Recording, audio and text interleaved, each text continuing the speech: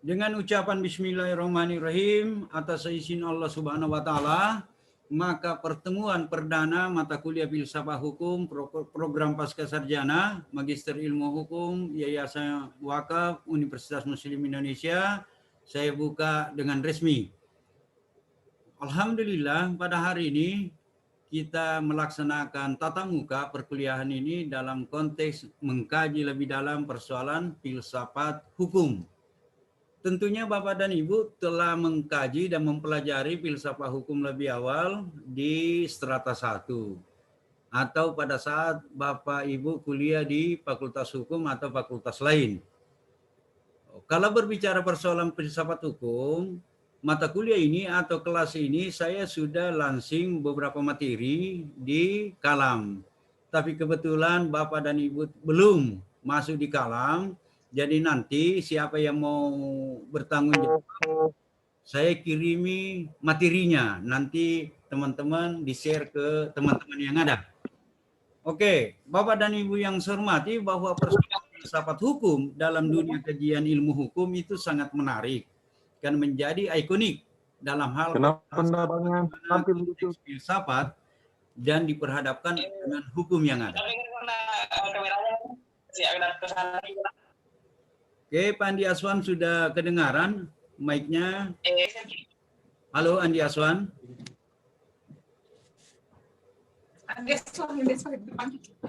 Ya, ya Pak. Ya. Tolong diamut lagi Pak, karena ada background suara yang kurang bagus. Oke.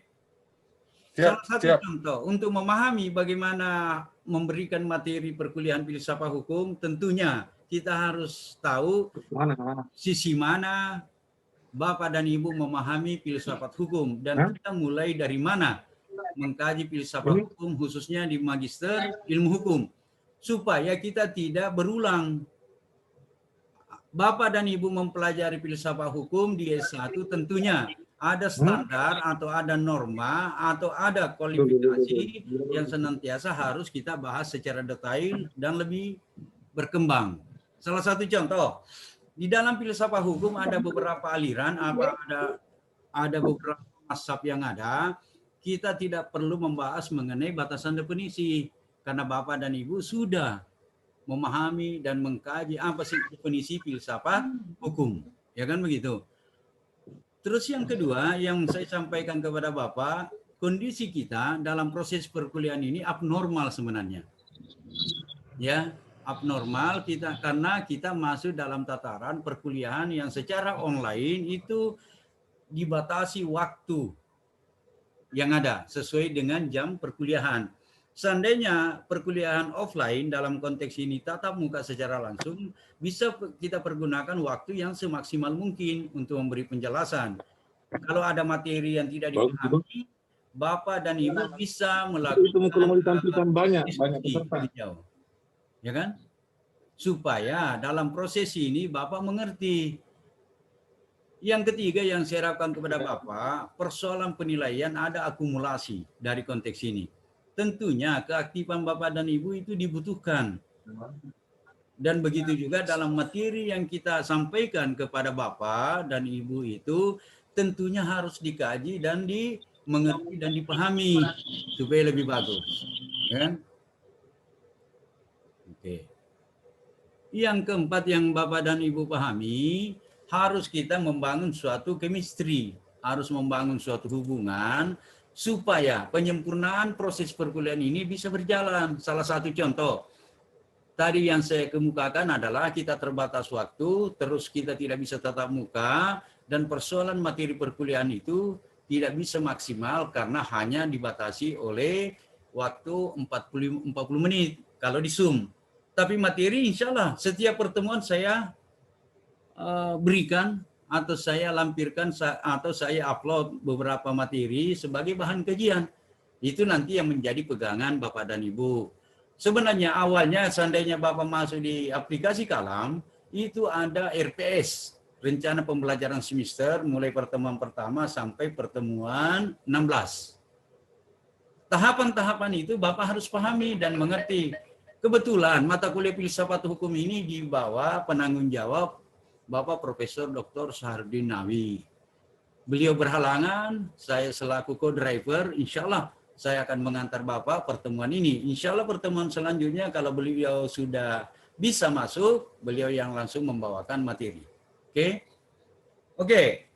Bapak dan Ibu, kita masuk salah satu inti, atau ada yang mau berbicara dulu sebelum kita masuk kepada inti pembahasan pada pertemuan pertama ini. Oke, Bapak Indra gimana?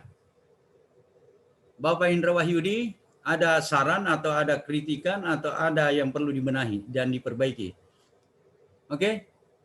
Bapak Indra Wahyudi gimana? Coba dong. Unmute dulu mic-nya ya. Ya, Pak. Ya, ada yang mau disampaikan sebelum kita masuk Sementara belum ada, kepada... Pak. Ya? Sementara belum ada, Pak. Oke. Ibu Mediana Julaino. Ada. Karena dia lagi di... Oh, habis goes ya, Bu? Sementara belum ada, Pak. Habis goes. Oke. Iya, Ibu, Pak, siap. ya. Ibu Aisyah, ada sesuatu mau disampaikan?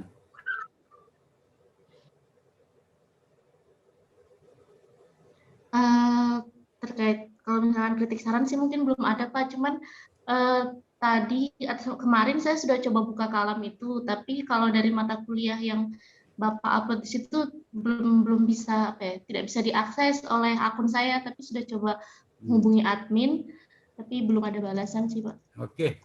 Kita ini pertemuan pertama, insya Allah kita akan benahi untuk pertemuan kedua dan ketiga. Oke. Bapak Alfandi Budi, ada sesuatu, Pak? Silakan Bapak Alfandi. Untuk sementara belum ada, Pak. Oke. Ini agak familiar, mungkin pernah tatap muka ini. Pak Ilham Sabarudin. Halo, Pak Ilham. Ayo, unmute dulu mic-nya, Pak. Pak Ilham Sabarudin. Iya, Pak. Sementara ini belum ada, Pak. Oke. Pak Andi Aswan. Pak Andi Aswan, silakan Pak Andi. Untuk sementara ini belum ada, Pak. Oke. Ibu Alma.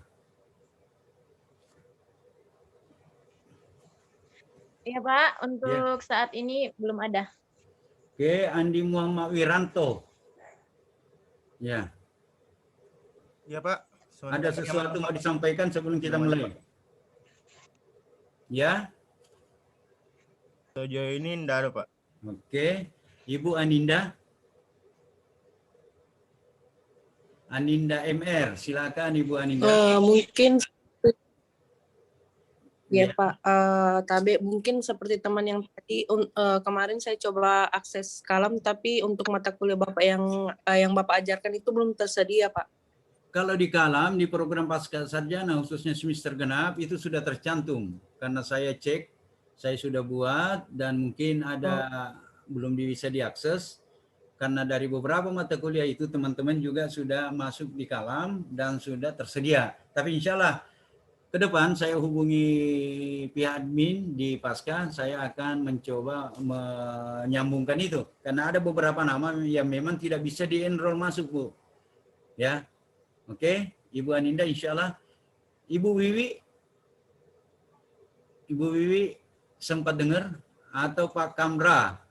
Silakan Pak Kamra Sulyasin, silakan Pak.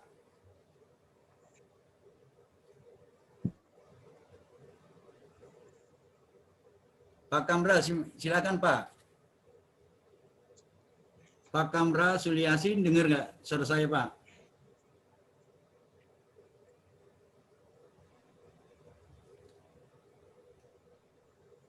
Oke, Andi Waisal, Pak Andi Waisal, dengar suaranya Pak? Iya Pak, dengar Pak. Oke, silakan Pak. Apa yang mau disampaikan sebelum kita mulai dari awal? Silakan Pak. Untuk sementara cukup Pak. Oke, saya masuk ke Pak Fahri. Pak Fahri, ada sesuatu Pak mau disampaikan? Pak Fahri Konggoasa, silakan Pak.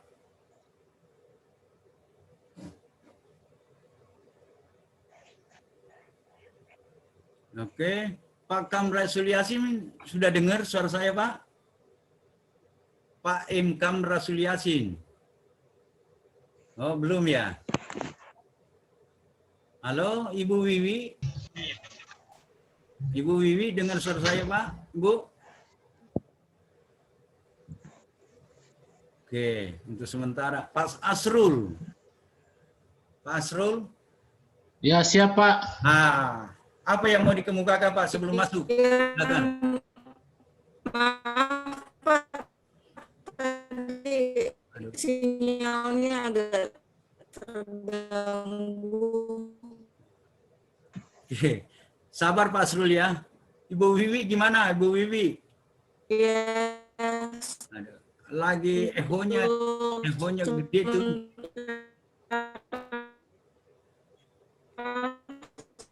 Aduh. Untuk Ibu Wiwi, ntar lagi cari jaringan ya. Aduh. Oke, Pak Asrul gimana? Iya Pak, sampai saat ini belum ada. Bagus. Ibu Wiwi silakan. Iya Pak. Ya. Silakan Bu, apa yang mau dikemukakan? Untuk saat ini belum ada masukan atau saran Pak. Oke. Terima kasih. Kita beralih ke Pak Asrul. Pak Asrul gimana? Pak Asrul, sempat dengar Pak? Ya, alhamdulillah Pak, untuk sementara belum ada saran. Oke. Terima kasih. Untuk Pak Tarmisi, gimana? Ya, sama-sama Pak.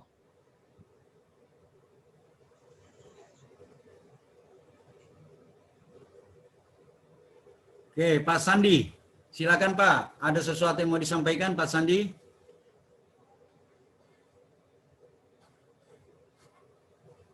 Oh, lagi tidak stabil ya. Oke, Bapak dan Ibu, insya Allah kesempatan akan ada untuk berdiskusi lebih jauh. Perlu saya sampaikan kepada Bapak dan Ibu, di bawah koordinator Profesor Sarudinawi, karena saya dengan Pak Dr. Ilham akan mengasuh mata kuliah ini, mengampu mata kuliah ini sampai berakhir pada 16 kali pertemuan. Jadi timingnya dalam proses perkuliahan akan dibagi 3 item. Prof. Sarudin menyajikan materi, saya sendiri, Dr. Agus Alimandi Gajong akan menyajikan sendiri, dan yang ketiga adalah Bapak Dr. Ilham Abbas. Segala sesuatu yang saya harapkan kepada Bapak supaya ini proses perkuliahan bisa berjalan dengan bagus, jangan ragu, jangan sungkan, dan jangan malu-malu menyampaikan sesuatu kepada kita kalau ada hal-hal yang kurang berkenan. Salah satu contoh terkadang bahwa sisi jaringan atau signal. Oke, kita lanjutin Pak ya. Karena ini maju mundur. Halo. Aduh.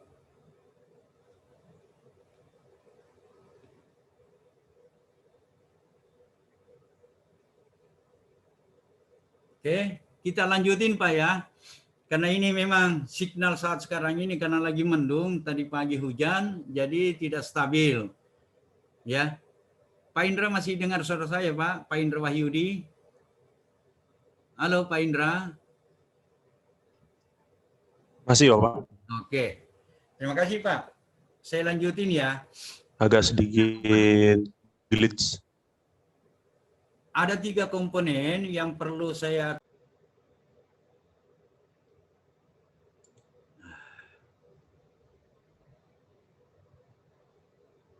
Halo?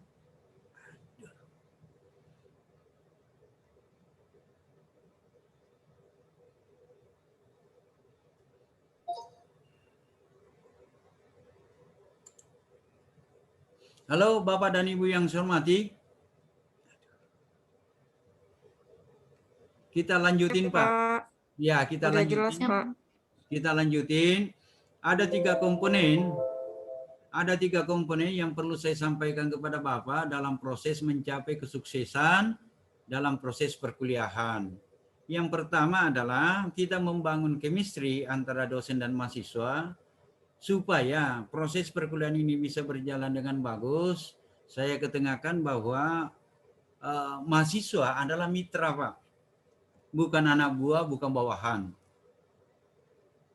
Mahasiswa adalah objek. Dan mahasiswa juga berfungsi sebagai subjek. Jadi objek dan subjek yang melekat kepada diri Bapak itu menjadikan biasnya atau luarannya Bapak mempunyai hak dan kewajiban. Hak dan kewajiban itu saling berbarengan untuk memasuki pintu memahami khususnya kajian filsafat hukum. Itu. Di samping itu tentunya kita harus fleksibel. Saya dengan Prof. Sarudin tentunya bisa memahami bahwa kondisi yang sangat terbatas ini kita jangan kaku, kita jangan rigid dalam konteks memahami bagaimana proses perkuliahan yang ketiga, yang penting dalam proses ini Bapak mendapatkan materi kuliah, di samping itu untuk mematangkan, secara mendetail Bapak dan Ibu memahami mata kuliah filsafat, kita buka room. Dalam konteks ini kita melalui aplikasi Zoom untuk memberikan penjelasan. Untuk itu dalam prosesnya nanti, dalam perkuliahan selanjutnya, ada beberapa hal yang kita sampaikan, apakah melalui materi kuliah, apakah melalui penugasan, apakah melalui kuis atau diskusi yang ada, tentunya membutuhkan penjelasan yang secara detail dari kami. Itu akan kami berikan penjelasan. Karena terkadang dalam konteks ini Bapak dan Ibu selaku mahasiswa tentunya tidak memahami mau diapakan ini tugas. Mau dibuat bentuk bagaimana ini tugas. Ya kan begitu? Inilah yang kami bangun. Proses akhir perkuliahan tentunya ada akumulasi. Ya, akumulasi penilaian mulai kehadiran, tugas, ujian dan yang lain-lain. Yang penting Bapak aktif dalam diskusi, jangan sungkan dalam konteks diskusi. Malahan kami terbuka anytime, anywhere dalam hal menerima apa yang menjadi kritikan, apa yang menjadi saran bagi Bapak dan Ibu. Oke. Saya masuk kepada aspek bagaimana filsafat hukum. Dalam sajian atau dalam perkuliahan di Pascasarjana, kita tidak lagi membahas apa sih itu dasar pengertian filsafat hukum. Karena pasti Bapak sudah paham di S1. Yang perlu kita kaji berdasarkan dengan struktur pemikiran kita, bagaimana kita elaborasi filsafat hukum itu dalam konteks implementasi dalam kehidupan berbangsa dan bernegara. Salah satu contoh, dalam kajian filsafat hukum ada 3 pohon besar. 3 pohon besar itu yang saya sajikan berdasarkan dengan pembagian materi yang ada. Yang pertama adalah yang saya kenal sebagai aspek natural law. Apa itu natural law? Dalam konteks ini perkembangan hukum alam yang diadop dalam perkembangan zaman sekarang. Yang ujung-ujungnya natural law muncullah ada yang dimaksud dengan konsep baru hukum alam. Ya kan? New konsep natural law. Salah satu contoh yang berada dalam aspek praktisi pelaksanaan pembangunan hukum di Indonesia tentunya memahami kenapa bisa kita kembali konsep baru persoalan hukum alam. Coba lihat, dalam perkembangan pembangunan hukum yang ada, terkadang kita menafikan, terkadang kita meminggirkan aspek integritas. Itulah dalam kajian filsafat hukum ada namanya perpaduan antara konsep dan teori hukum dan konsep teori moralitas. Yang ujung-ujungnya disebut sebagai aspek integritas. Ya kan? Contohnya, bagaimana hukum berhadapan dengan moralitas? Ini banyak pakar yang mengemukakan ini. Kalau persoalan definisi apa itu moral, apa itu konsep hukum, Bapak sudah paham. Karena ini sudah belajar di S1. Yang perlu kita pahami adalah bagaimana kalau dalam konteks keseharian kehidupan berbangsa dan bernegara bertemu antara konsepsi hukum negara yang berlaku positif berkembang dalam budaya adat kebiasaan masyarakat konsep moral. Ya kan? Salah satu case yang saya kemukakan kepada Bapak, kalau Bapak merupakan aparat kepolisian bisa pahami. Di dalam undang-undang hukum pidana itu dikenal bahwa barang siapa yang membawa senjata tajam pasti kena ancaman pidana. Ya kan Pak? Coba dong, ada yang bisa menjawab nggak? barang siapa yang membawa senjata tajam, maka pasti akan diancam dengan pidana. Itu secara tekstual itu bisa dipahami bahwa setiap orang warga negara Indonesia dalam konteks ini harus tunduk dan taat dalam hukum negara. Ikonnya dalam konteks ini barang siapa semua orang. Tapi ada perlakuan yang secara